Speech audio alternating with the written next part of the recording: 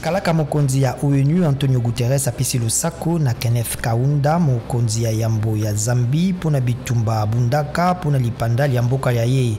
Président Tshisekedi bomokambi ya Union africaine andimi elongi ya mobundi pona panafricanisme ya mokonzi ya kala ya Zambie Kenneth Kaunda akufi lobi na mboka na ye na mibutu kulibwa na sambo. Denis Sassou na mokokani waye ya Chine Xi Jimping basololi na nzela ya Singapore etali boyokani kati na bikolo mibale.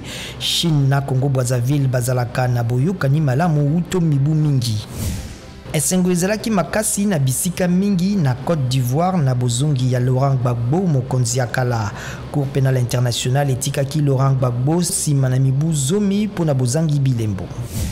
Dimbi Tubilandu moyambi ya kala ya Leopard pe ya Vita Club akufi na mibutu kusambo na misato. Moyambi oyo abengamaki Grand Niao akomaka pe kala entraîneur ya gardien de but ya Leopard pe ya Vita Club.